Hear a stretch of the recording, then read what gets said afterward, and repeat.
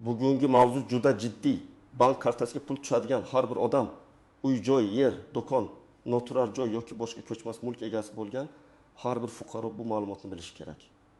Chunki yangi tartiblar endi shunchaki qog'ozdagi qo'yda bo'lib qolmayapti. Amalda nazorat kuchaymoqda. Karta orqali katta pul aylanmasi qilayotganlar, uyini ijaraga berayotganlar, oldi-sotdi qilayotganlar. Mulk nomini rasmiylashtirmaganlar yoki soliq masalasini keyinga surib kelayotganlar uchun bu oxirgi ogohlantirish deyish mumkin. Men bugun sizga oddiy tilda tushuntiraman. Avval qanday edi? Hozir nima o'zgardi? Kim xavotir olishi kerak? Kim esa bexavotir bo'lishi mumkin? Qaysi xatolar jarimaga, hisob bloklanishiga yoki tekshiruvga sabab bo'ladi? Videoni oxirigacha ko'ring. Chunki eng muhim amaliy qadamlarni oxirida beraman. Hozirning o'zida kanalga obuna bo'ling. Videoga like bosing. Chunki bunday ma'lumotni vaqtida bilish ko'p pul va asabni tejaydi. Oldin ko'pchilik bank kartasini oddiy hamyon sifatida ishlatardi. Kimdir qarz qaytaradi. Kimdir tanishiga pul o'tkazadi. Kimdir bozorda savdo qiladi. Kimdir uyini ijaraga berib, har oy kartasiga pul oladi. Ko'p odamlar karta shaxsiy-ku, hech kim ko'rmaydi deb o'ylardi. Lekin endi vaziyat o'zgardi. Bank operatsiyalari, yirik o'tkazmalar, muntazam tushumlar bir xil shaxs yoki turli shaxslardan takroriy pul kelishi avtomatik tahlil qilinadi. Bu degani har bir kichik to'lov tekshiriladi degani emas. Lekin tizimda shubhali ko'rinadigan harakatlar alohida ajralib chiqadi. Ko'chmas mulk bo'yicha ham shunday. Avval ayrimlar uyini ijaraga berib, shartnoma qilmasdan yurardi. Ayrimlar hovli, kvartira, yer yoki do'konni sotib olib hujjatlarni to'liq rasmiylashtirishni kechiktirardi.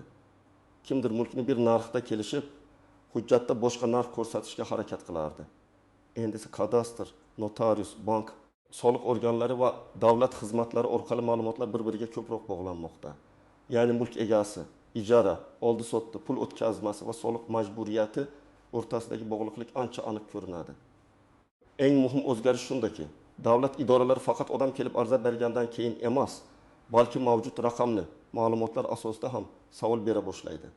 Masalan, sizning kartangizga har oy 3 million so'mdan ijara uchun degan izohsiz pul tushib tursa, lekin ijara shartnomasi ro'yxatdan o'tmagan bo'lsa, bu savol tug'diradi. Yoki sizda rasmiy daromad kam. Lekin qisqa muddat ichida qimmat ko'chmas mulk sotib olsangiz, mablag' manbasi bo'yicha tushuntirish so'ralishi mumkin. Birinchi masala, bank kartasiga pul tushishi o'z-o'zidan jinoyat yoki qoidabuzarlik emas.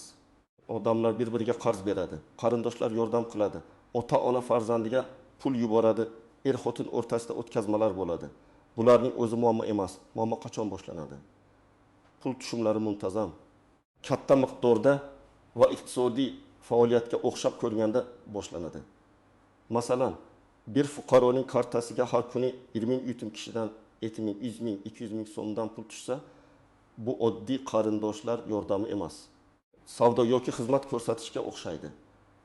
Agar u odam rasmiy tadbirkor bo'lmasa, chek bermasa, soliq hisobotini yuritmasa, ertaga unga bu tushumlar nimadan degan savol berilishi mumkin.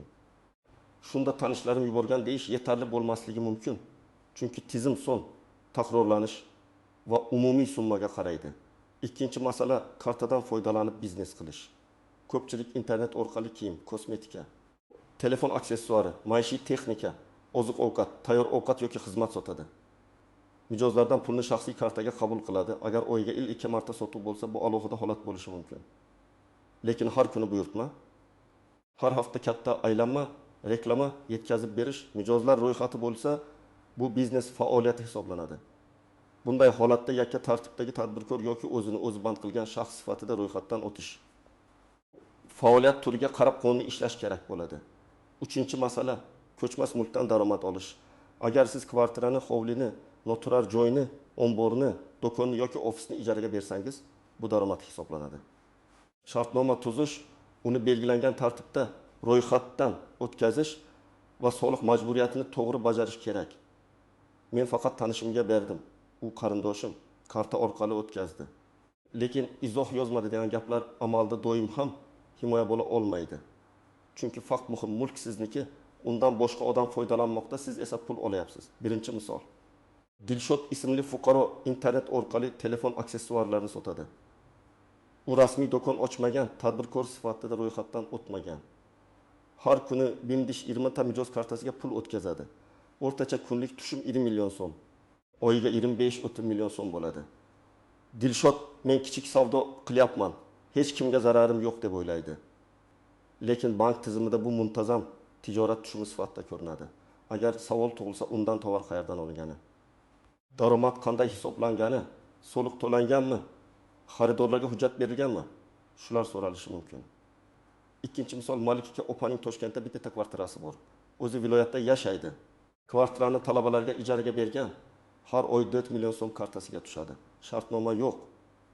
1 yil davomida 68 million so'm tushum bo'ladi. Agar bu tushumlar aniqlansa, bu qarz edi deyish qiyin. Chunki har oy bir xil sanada, bir xil miqdorda pul kelgan. Bundan tashqari, ijarachilar manzilda vaqtincha yashagan bo'lishi, kommunal to'lovlar boshqa shaxs tomonidan to'langan bo'lishi ham vaziyatni ko'rsatib turadi. Bunday holatda eng to'g'ri yo'l shartnomani rasmiylashtirish edi. Uchinchi misol, Akmal aka hovlisini sotdi. Kelishilgan narx 800 million so'm, lekin hujjatda 400 million so'm ko'rsatishni taklif qilishdi. Sabab oddiy, ayrim xarajatlarni kamaytirish. Lekin bu juda xavfli. Birinchidan, sotuvchi real olgan pulni isbotlashda qiynalishi mumkin. Ikkinchidan, xaridor keyin muammo chiqsa hujjatdagi summaga tayanadi. Uchinchidan, bank o'tkazmalari yoki boshqa ma'lumotlar real narx bilan hujjatdagi narx orasidagi tafovutni ko'rsatishi mumkin.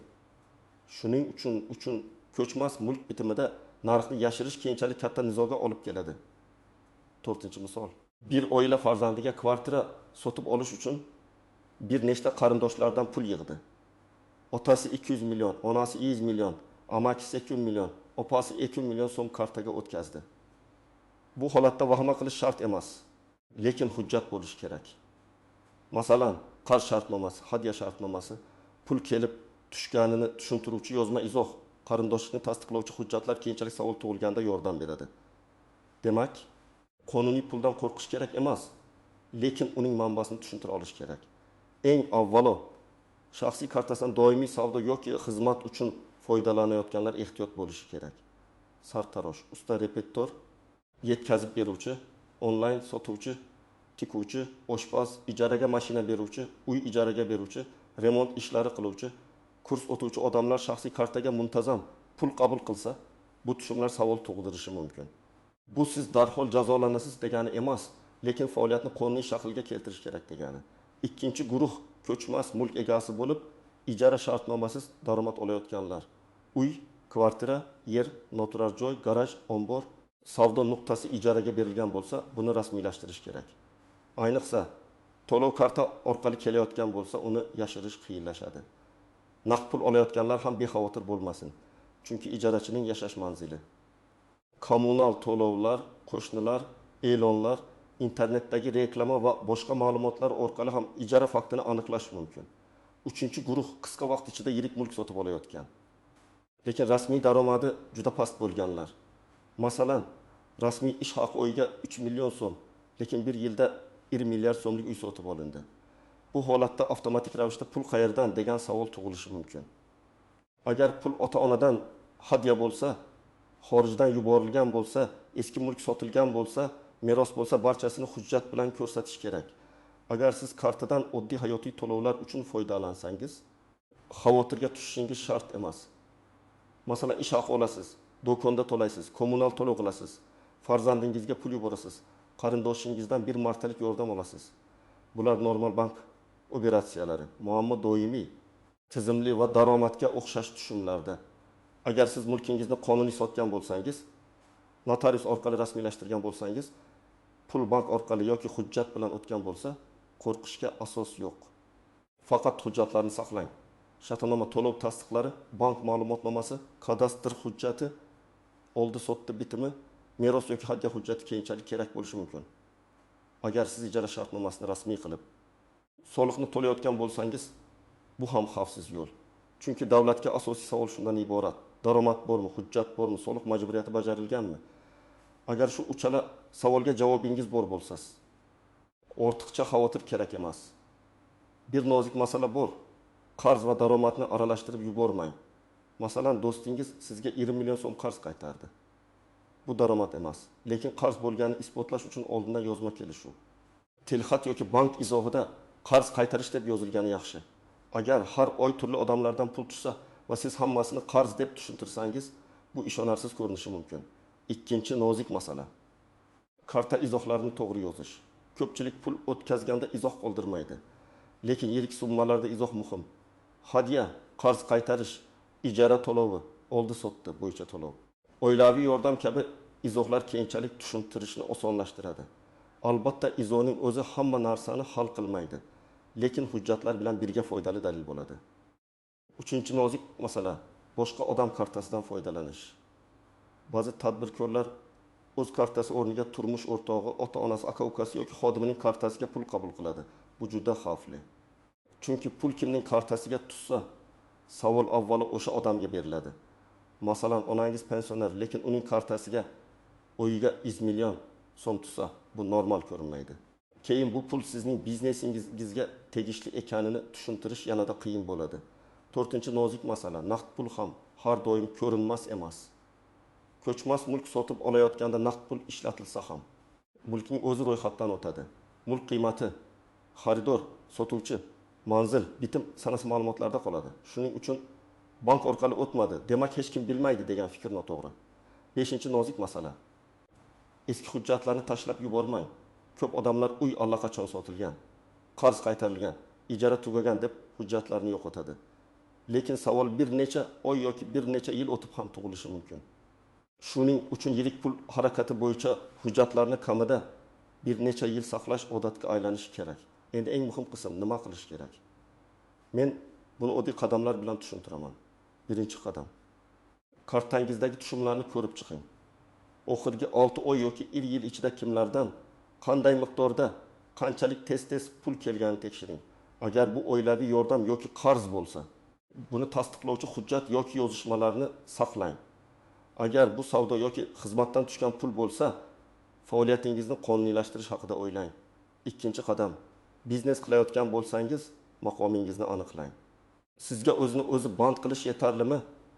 Yakka tartibdagi tadbirkor bo'lish kerakmi yoki boshqa shakl kerakmi? Shuni aniqlang.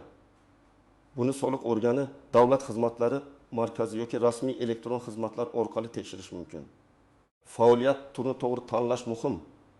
Chunki hamma ish ham bir xil tartibda yuritilmaydi. 3-qadam ijara bo'lsa, shartnoma tuzing. Shartnomada mulk manzili, ijarachi va ijaraga beruvchi ma'lumotlari, ijara muddati, oylik to'lov miqdori, to'lov usuli, kommunal xarajatlarni kim to'lashi aniq yozilishi kerak. Agar to'lov karta orqali bo'lsa, izohga ijara to'lovi deb yozdiring. Bu sizni ham, ijarachini ham himoya qiladi. 4-qadam. Ko'chmas mulk oldi sotishda real narxini yashirmang. Hujjatda boshqa narx, amalda boshqa narx bo'lsa, kelajakda nizolar kelib chiqadi.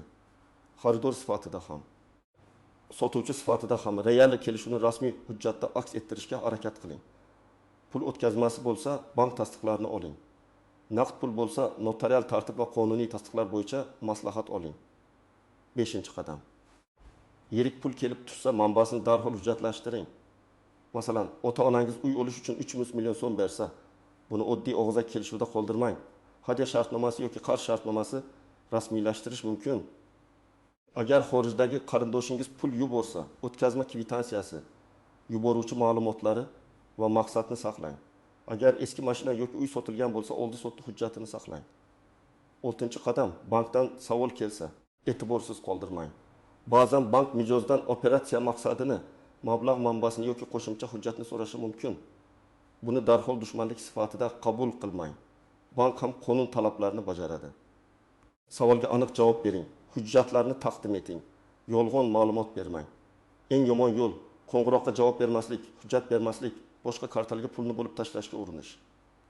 7-qadam. Izohsiz yirik o'tkazmalardan qoching. Masalan, maydan million so'm o'tkazyapsiz. Izohga hech narsa yozmadingiz. Keyin bir yil o'tib, bu pul nima ekanini isbotlashga to'g'ri keldi. O'sha paytda xotira adashadi. Yozishmalar o'chgan bo'ladi. Odamlar boshqa joyga ketgan bo'ladi. Shuning uchun katta summada izoh, shartnoma va tasdiq bo'lishi kerak. 8-qadam. Hisob-kitobni alohida yuriting. Agar siz kichik savdo qilsangiz, shaxsiy xarajat va biznes pulini bitta kartada aralashtirmang. Bugun mijozdan pul tushdi.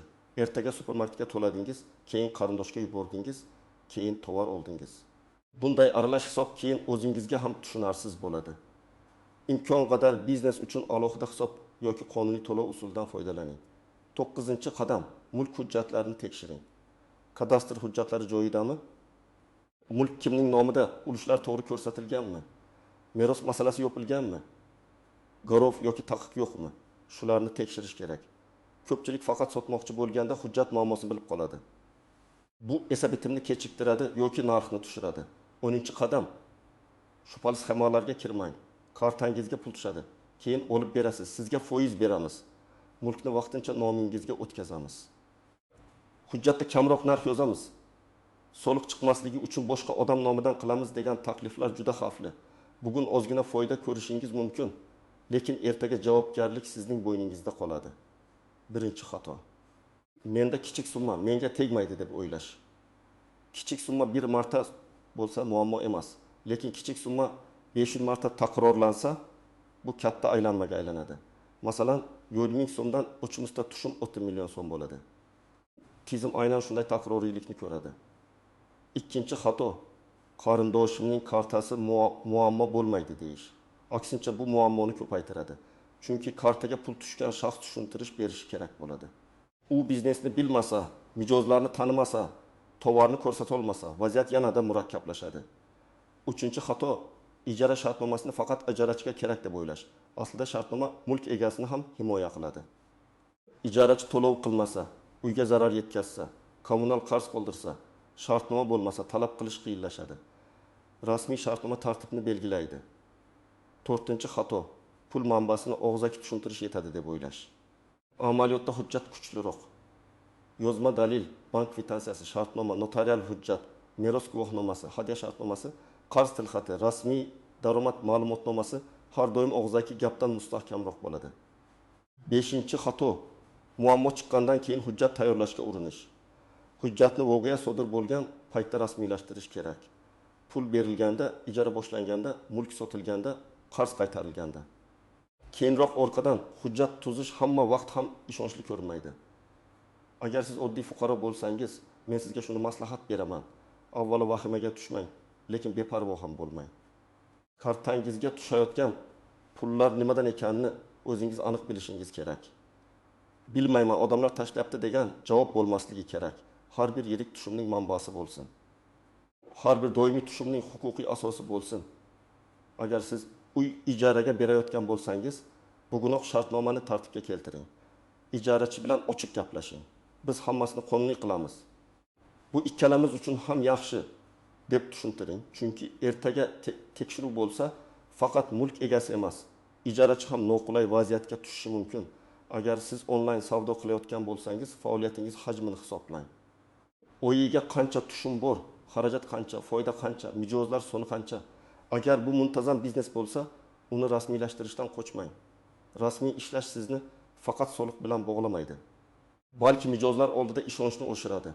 Bank bilan munosabatni aniq qiladi.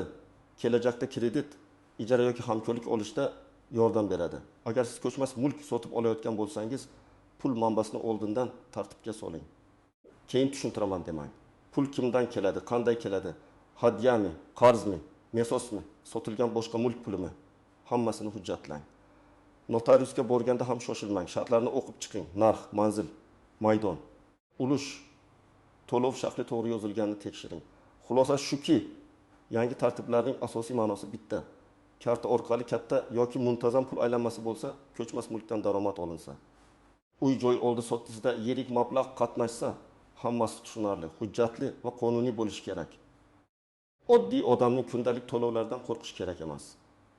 Lekin daromadni yashirish, shartnomasiz ijara, boshqa odam kartasidan foydalanish, hujjatda noto'g'ri narx ko'rsatish, pul manbasini tasdiqlamaslik katta xatodir.